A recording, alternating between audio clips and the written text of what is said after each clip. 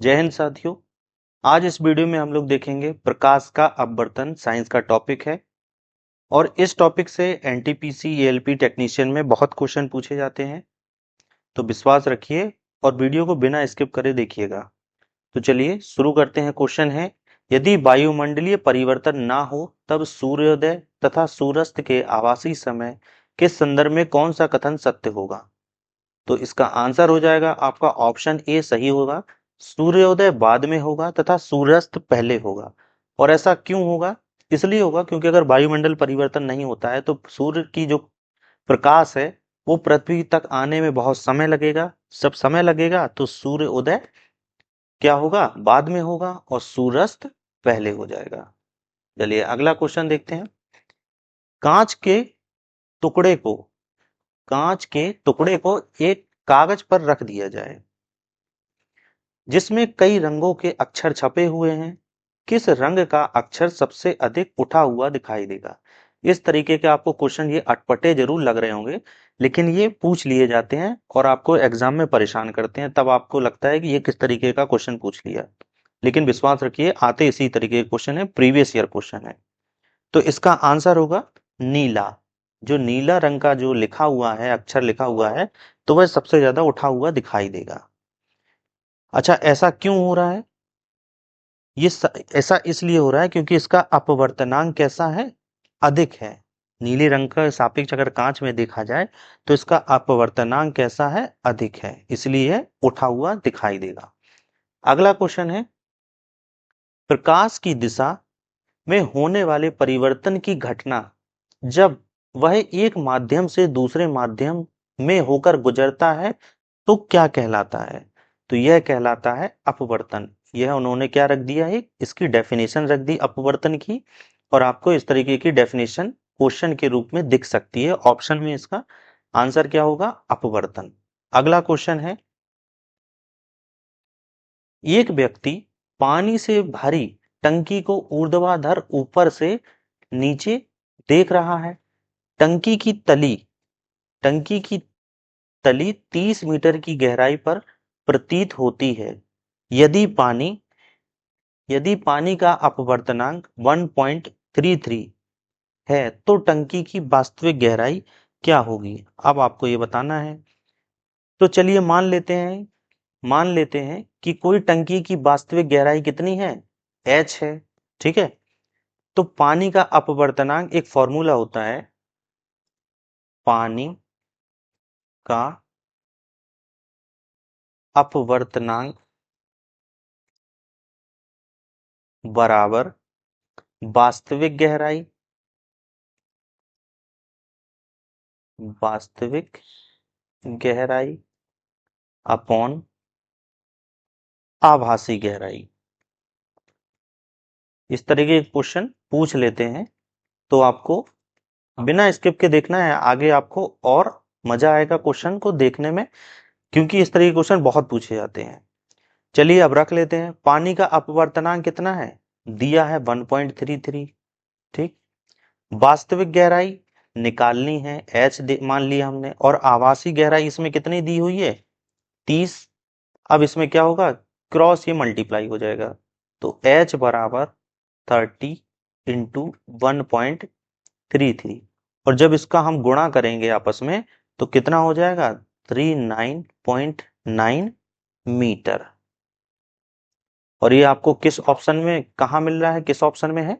ये पहला ही ऑप्शन है, सही होगा। अगला क्वेश्चन है, यदि किसी पारदर्शी पदार्थ के क्रांतिक कोण का मान, ये मन नहीं होगा, यहाँ पे मान होगा, 30 डिग्री है तो उसका अपवर्तनांक क्या होगा? तो फॉर्मूला होता है म्यू बराबर 1/sin c। ठीक है। अब 1/sin c है, इसको हम क्या कर सकते हैं? कॉशेक भी लिख सकते हैं। अगर हम यहाँ पे लिखें तो यहाँ पे हम कॉशेक सी ये भी लिख सकते हैं। ठीक है। तो म्यू की वैल्यू कितनी दी हुई है इसमें? अभी तो इसमें दी नहीं हुई है, तो म्यू को हम ऐसे ही रखते हैं बराबर 1/, अब ये कॉशेक ही रख लेते हैं डायरेक्ट। कॉस सी की वैल्यू कितनी है? ये मतलब कोण है, ये क्या है? थीटा। थीटा की जगह पे हमने सी बना लिया। थीटा की वैल्यू कितनी दी हुई है? 30 डिग्री। अभी कॉशेक 30 का मान कितना होता है? तो ये होता है 2। ठीक, तो इसका आंसर कितना हो जाएगा? 2, जो मिल रहा है ऑप्शन सी में। अगला क्वेश्चन है, आवर्धन शीशा होता है, तो आवर्धन शीशा कौन सा होता है? इसका आंसर होगा उत्तल लेंस। आवर्धन शीशा किसे कहते हैं? तो इसको उत्तल लेंस होता है। अगला क्वेश्चन है, एक व्यक्ति एक व्यक्ति ये नहीं होगा, एक व्यक्ति माइनस टू डी क्षमता का लेंस प्रयोग करता है, उसका दूर बिंदु है, तो आपको क्या करना है? उसका दूर बिंदु निकालना है। तो ये जो इसकी क्षमता दी हुई है, P बराबर दिया हुआ है कितना? -2D। तो इस माइनस से क्या समझ में आ रहा है आपको? तो इस माइनस से ये समझ में आ रहा है कि व्यक्ति को कौन सा रोग है। अगर किसी का पावर कितना है? -2 है, तो इस माइनस से आपको समझ में आ रहा है कि उसको कौन सा दोष है? उसको निकट दृष्टि दोष है। निकट दृष्टि दोष, ठीक है। और जब निकट दृष्टि दोष है तो वह कौन सा वो लेंस यूज करेगा? तो वह यूज करेगा अवतल दर्पण। अवतल दर्पण नहीं, सॉरी, अवतल लेंस यूज करेगा। ठीक है, ये भी क्वेश्चन बन सकता है कि यदि निकट दृष्टि दोष है तो वह कौन सा यूज करेगा लेंस? तो वह अवतल लेंस यूज करेगा। तो अब दूर बिंदु निकालने के लिए क्या फॉर्मूला होता है? मतलब एफ बराबर होता है 1/p। ठीक, जब 1/p होता है, अब 1/p की वैल्यू कितनी दी हुई है? 2, यहीं रख देते हैं। तो ये माइनस नहीं लेंगे, सिर्फ 2 लेंगे। ये माइनस किसके लिए है? ये बताने के लिए अवतल लेंस है।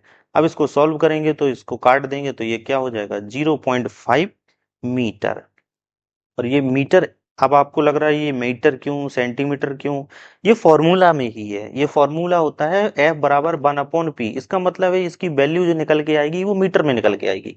अगर हम ऊपर यहाँ पे क्या लिखते? अगर यहाँ पे हम F बराबर 100/p लिखते, अगर ये लिखते, तो इसका मतलब है इसकी वैल्यू जो निकल के आएगी वो सेंटीमीटर में निकल के आएगी। तो अब इसका आंसर आपका क्या हो जाएगा? इसमें मीटर में तो दिया नहीं है, सेंटीमीटर में दिया हुआ है। तो अब इसी को अगर करना है तो 0.5 इंटू 100 को गुणा कर देंगे। तो जब 100 का गुणा करेंगे तो ये कितना हो जाएगा? 500। लेकिन इसमें एक अंक बाद दशमलव है तो हम यहाँ पे एक अंक बाद दशमलव लगा लेते हैं। तो ये कितना है? इसका आंसर आ जाएगा 50 सेंटीमीटर, ऑप्शन बी। अब समझ में आ रहा होगा आपको कि ये हमने 100 का गुणा इसमें क्यों किया, क्योंकि इसमें हमें 50 सेंटीमीटर, ये मीटर में इसका आंसर नहीं दिया था। ये अगर ये ऑप्शन में हमको मिल जाता तो हम इसी में ऑप्शन में टिक लगा देते। अब सेंटीमीटर में दिया था इसलिए सेंटीमीटर हमको चेंज करना पड़ा। अगला क्वेश्चन है, एक उत्तल लेंस, अब ये उत्तल लेंस की बात हो गई है, जिसकी फोकस दूरी 20 सेंटीमीटर है। ठीक, तो फोकस दूरी 20 सेंटीमीटर है। तो चलिए सॉल्व करते हैं। तो एफ कितना दिया है? इसमें उत्तल लेंस की बात हो रही है, तो ये प्लस का 20 सेंटीमीटर। ठीक, अवतल लेंस की फोकस दूरी कितनी है? तो अवतल लेंस की फोकस दूरी ये कितना लिख लेते हैं? माइनस के 40 सेंटीमीटर। ये याद रखना, यह उत्तल लेंस के लिए है, सॉरी, ये उत्तल लेंस के लिए है और ये अवतल के लिए। ठीक है, ये आप अपना इतना देखते रहना। तो अब ये कह रहे हैं परिणामी लेंस की फोकस दूरी कितनी होगी जब वह स्पर्श कर रहे होंगे। ठीक है, तो अब आपको ये निकालना है। तो 1/f बराबर 1/, इसको f1 ले लेते हैं हम, f1 इसको f2। तो चलिए बार बार यहाँ हिंदी में नहीं लिखना पड़ेगा, 1/f1 हो गया प्लस 1/f2। ठीक, और ये किस फॉर्मूला से आया है? तो वही जो लेंस का फॉर्मूला होता है 1/f बराबर 1/v माइनस 1/u से आया है। अब ये हमें को ये निकालना है, बराबर 1/f की वैल्यू कितनी है? तो ये 20 है, प्लस f2 की वैल्यू कितनी है? माइनस के 40, ये रख दिया। अब ये माइनस क्या करेगा? ऊपर पहुंच जाएगा यहाँ पे, तो ये माइनस हो जाएगा। तो 1/f बराबर, इसको एलसीएम ले लेते हैं, ये 40 हो गया, यहाँ पे 2 आएगा, ये माइनस ऊपर पहुंच जाएगा, ये 1। तो ये कितना हो गया? 1/40। तो f की वैल्यू कितनी आ गई आपकी? प्लस के 40 और 40 क्या सेंटीमीटर, क्योंकि ये सब मान किस में दिए होते हैं क्वेश्चन में, सेंटीमीटर में। तो आपका आंसर क्या हो जाएगा, उत्तर लेंस की तरह काम करेगा, क्योंकि एफ की वैल्यू वो कैसी आई है, प्लस आई है, इस वजह से यह उत्तर लेंस की तरह काम करेगा। ठीक है, उम्मीद करते हैं आपको क्वेश्चन समझ में आ रहा होगा, पूछे जाते हैं इस तरीके का क्वेश्चन। चलिए, इस क्वेश्चन में बोला गया है दो लेंस जिसमें एक की फोकस दूरी 50 सेंटीमीटर, तो F1 मान लिया इसको 50 सेंटीमीटर, ठीक, और दूसरे की फोकस दूरी -20, तो हमने F2 कितना हो गया, -20 सेंटीमीटर, ठीक। अब इस संयुक्त लेंस की क्षमता हमें निकालनी है, मतलब P हमको क्या करना है, निकालना है। और एक फॉर्मूला होता है P बराबर, जब सेंटीमीटर में वैल्यू दी होती है तो हम ऊपर 100 लिखते हैं, नीचे F तो होता ही है, ये सेंटीमीटर के लिए है, ठीक। तो अब संयुक्त निकालना है, तो P बराबर 1/2 दी हुई है इसमें फोकस दूरी, तो हम पहले को मान लेते हैं 100/F1 प्लस दूसरे को क्या होगा 100/F2, ठीक, इतना आपको समझ में आ रहा होगा। अब P बराबर 100 तो जैसा था वैसे ही लिख देंगे, F1 की वैल्यू कितनी है 50 प्लस 100, F2 की वैल्यू कितनी है -20। अब इसको जब अगर हम काटेंगे तो कितना आएगा भाई साहब, इसका ये आ जाएगा 2, और इसको काटेंगे तो कितना आ जाएगा 5। अब ये P बराबर, ये तो 2 हो गया, ये प्लस का था, इससे कोई मतलब नहीं रहेगा, क्योंकि यहाँ पे ये चिन्ह माइनस का था, तो ये ऊपर पहुंचेगा, तो ये भी माइनस का हो जाएगा 5, और जब इसको करेंगे तो कितना हो जाएगा -3। यही क्या हो जाएगा हमारा आंसर। लेकिन याद रखना, मात्रक भी साथ में लेके चलना, -3 डायोप्टर, इसका आंसर होगा -3D, ऑप्शन सी सही होगा। चलिए, अब अगला क्वेश्चन देखते हैं। अगला क्वेश्चन है प्लस के 6D तथा -1D क्षमता वाले दो लेंसों को एक दूसरे के साथ जोड़कर रखा जाता है। इस प्रकार बने लेंस युग्म की फोकस दूरी क्या होगी, निकालना है। तो संयुक्त लेंस की क्षमता जब निकालनी है, तो ये संयुक्त लेंस का हो गया, तो हो जाएगा P बराबर P1 प्लस P2, ठीक।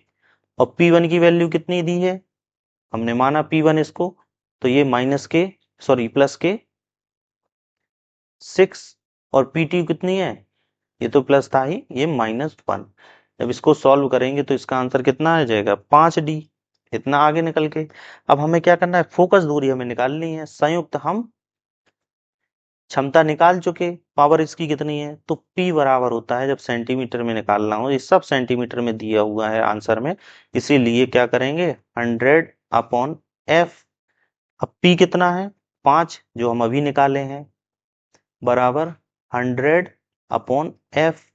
अब इसको क्या करेंगे, क्रॉस मल्टीप्लाई करेंगे, तो F बराबर होगा 100/5, और जब इसको काटेंगे तो कितनी बार जाएगा 20, क्या सेंटीमीटर, ऑप्शन ए सही हो जाएगा। तो उम्मीद करते हैं आपको ये क्वेश्चन समझ में आए होंगे। इसी तरीके के क्वेश्चन आरआरबी बहुत पूछता है, तो अगर समझ में आए हो तो प्लीज वीडियो को लाइक जरूर करिएगा। Thank you.